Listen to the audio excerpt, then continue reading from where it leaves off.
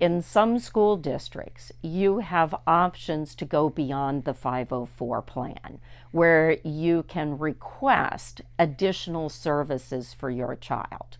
So depending upon school board policy and what's available in your community, if you've got a nurse in every school, you're in pretty good shape.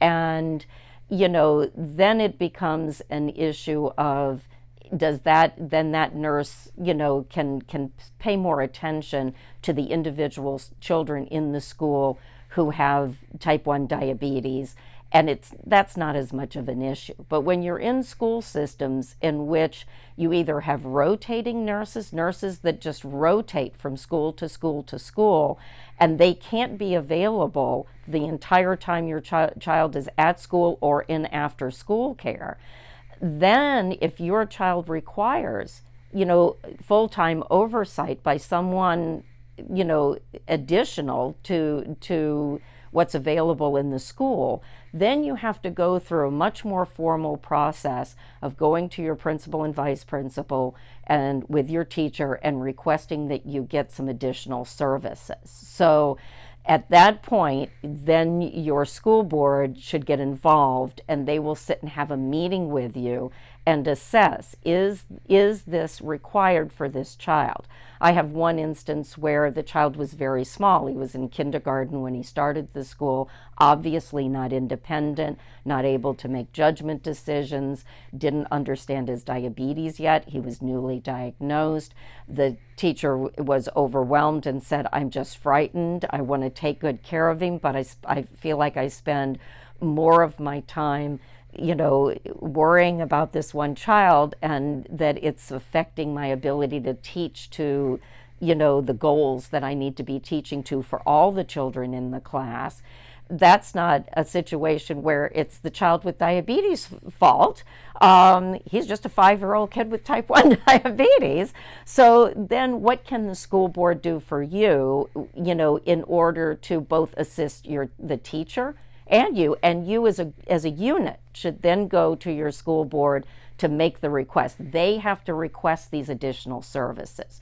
That's, so find out from your school board what the process is. Most of the time, I know in our school district, the principal has to request these, or vice principal has to request these additional services, and then a meeting is held with the teacher, the parent, the child, and the representative from the school board, and then they agree that they will assume the responsibility of this added support that you need.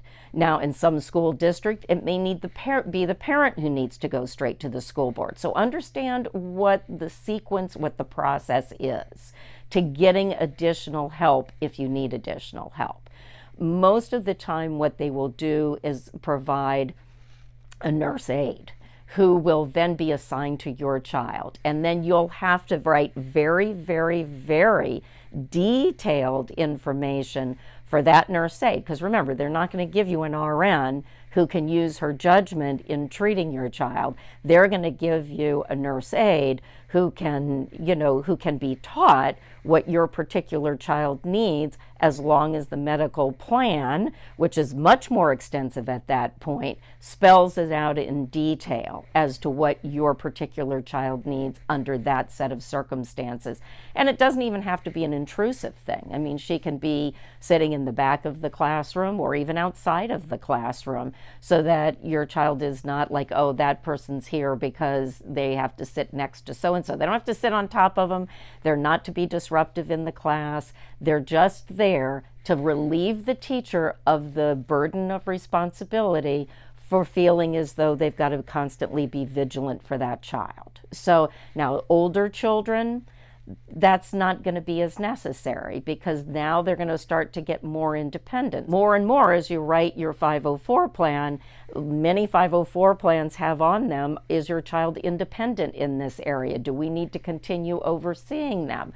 If you write that they're independent, then, that child is going to need less and less oversight, and you're not going to need, these extra services. So, be careful what you write, in that, if your child really does need this special oversight, then obviously they're not independent. So, also be sure you're consistent with your message of what they need. And, so you can't have it both ways. If your child needs oversight, they need oversight, then the school may be willing to support that. But, be sure that your 504 plan is written independently. And if you just wrote it like, oh, well, it'll just be easier if I say that they don't have to get involved, then when you go to ask for extra help, they're going to say, but you said your kid didn't need all this extra help. So, you've got to really be thinking when you write that 504 plan, what you may down the road need, especially if your child is really small. But I would never keep it a secret.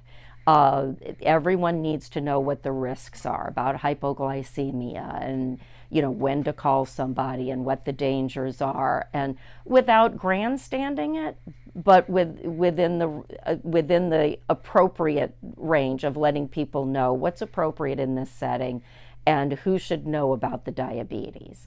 And that's that also has to include your child's opinion about who should know about their diabetes. But they can't keep it secret. It cannot be hidden. That would be dangerous for everyone, and you can be careful about who knows things, but certainly every teacher that deals with that child should be aware of the child having type 1 diabetes and what the signs and symptoms of hypoglycemia are and what the appropriate actions are.